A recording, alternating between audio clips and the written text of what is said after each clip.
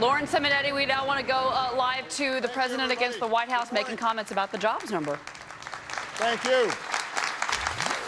Thank you so much. Thank you.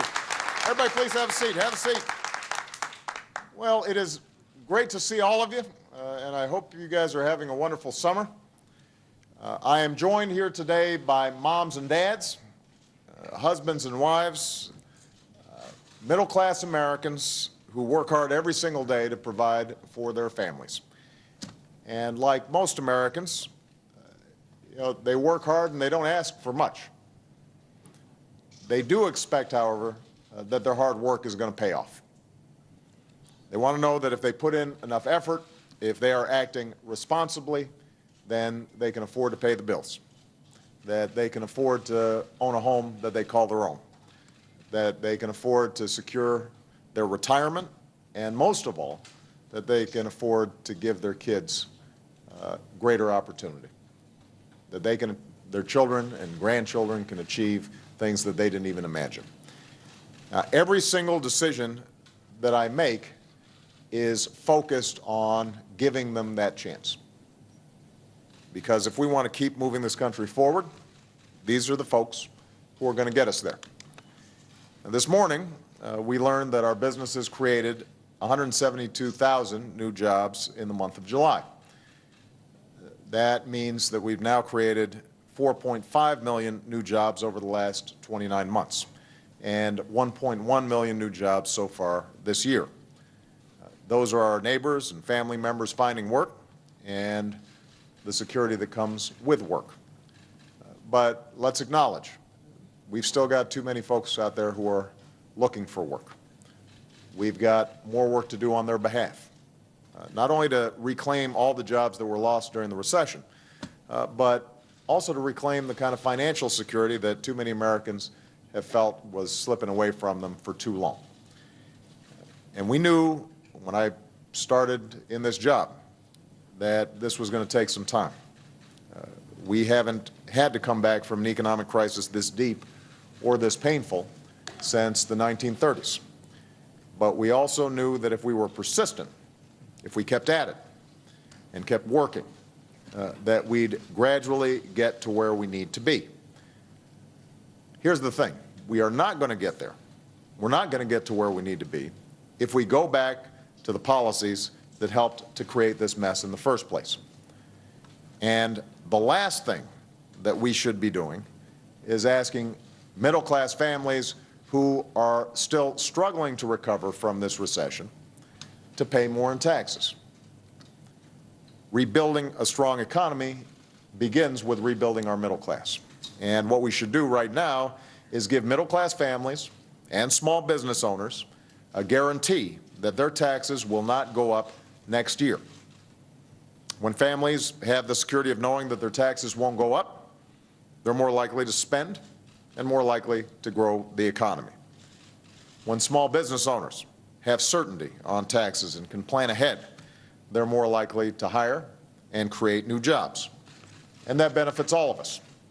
And that's why last week I was pleasantly surprised.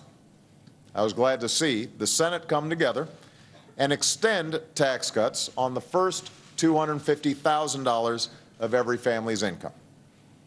That means 98% of Americans won't see their income taxes go up next year. That means that 97% of small businesses wouldn't see their income taxes go up next year, not a single dime. That would be important.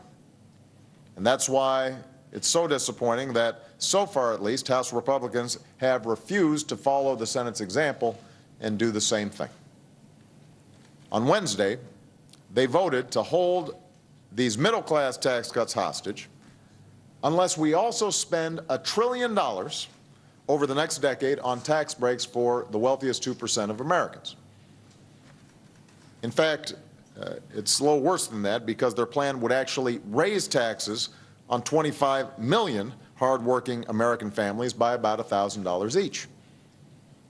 So at a time when too many working families are already struggling to make ends meet, they want to give millionaires and billionaires and folks like me tax cuts that we don't need and that the country can't afford, even if middle-class families have to pick up the tab for it.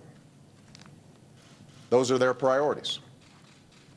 And this week, we learned that statement from the White House. So we wanted to kind of dip into that. He's doing another event, obviously, at the White House, but he did make some brief comments there about the jobs number. Right now, we want to bring in some experts to talk about this jobs number we got today and exactly what it means, because both President Obama and Mitt Romney are talking about these job numbers, but they have very different spins on this. I mentioned Mitt Romney had come out with a statement this morning.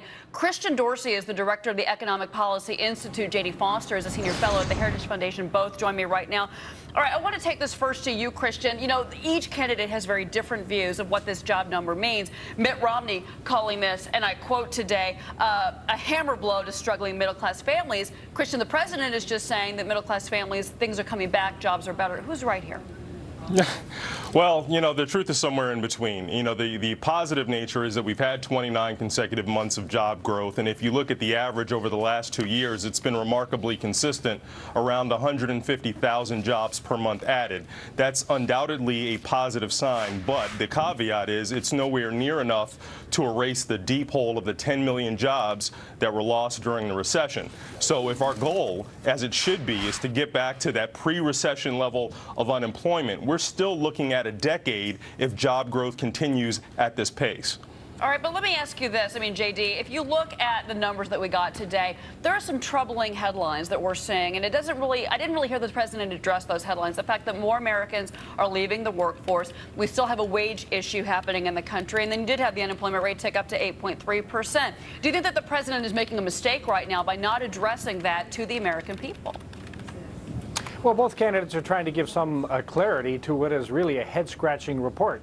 As Christian noted, there's some good news in the job growth number from the employer survey, but the unemployment rate did tick up. We had 150,000 people leave the workforce. And so it's a mixed bag. It's not the kind of story that lends itself to political statements. The simple fact is we have a lot of economic data telling us the economy is not doing particularly well. At this pace, as Christian noted, we'd have to grow for years before we got the employment back to where it was prior to the recession. It's nowhere near good enough, which the president acknowledged. We just have to accept that this is a kind of jobs report that is not bad. It's not good. It's muddling along, and we need to do better, which is largely what the president himself said. You know, as Christian, as we get closer and closer to November, it is a rare occurrence to see an incumbent president get reelected based on an unemployment rate that is currently sitting at 8.3%. You're an economist, Christian. You tell me, what are the chances we're going to see this tick down before the November election? Well, you know, Cheryl, the proof is in the pudding. We've had for a year and a half unemployment jobs averaging about 150,000 new jobs per month, which is not going to substantially alter the unemployment rate with a few variables that J.D. talked about factored in. So we're not likely going to see it tick down by the election. But, you know, you can't look at past elections as prelude. Well, you can't look at past elections as, well, you know, that's never been the defining factor, you know, whether 8% unemployment is going to cause a president to be reelected. People are going to look at the context. And the context here has been the president presided over a period where 10 million jobs were lost. The unemployment rate skyrocketed to over 10%. We've been making not significant enough progress, I'll admit, but we've been making progress steadily. All right, you know, J.D., he says, I mean, really the same question to you, but Christian says that when people go to the polls in November, that they're going to make a choice based on what they have seen this president do. Maybe things are going to get better, maybe they will not. I mean, do you think this president's in trouble? Well, I'm not a politician. I'm an economist, and I like to say the unemployment rate is very high. It's not likely to come down. Christian's exactly right. It'll be interpreted in the context, which includes massive budget deficits and an economy that doesn't seem much inclined to accelerate. If the American people are satisfied with very large budget deficits, soaring debt, and a high unemployment rate, then the president's in pretty good shape. Otherwise, perhaps not. And also, too, Christian, I mean, the tax issue, and the president actually was mentioning that in that event we just listened into. He was talking about middle-class Americans, the tax cuts. This fiscal cliff is coming, whether we like it or not, and it doesn't seem, Christian, that Congress is going to agree on anything.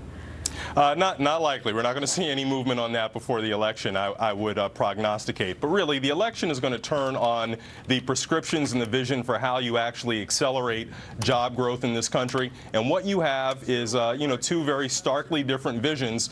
Governor Romney's is mostly a return to the circumstances and conditions that I believe led us to this mess in the first place. And I think that's really going to be the essential issue that voters are going to grapple with come November. All right. Well, you both are great economists, and I appreciate you weighing in on the politics of all of this. They are very intertwined. Christian Dorsey, J.D. Foster. Gentlemen, thank you.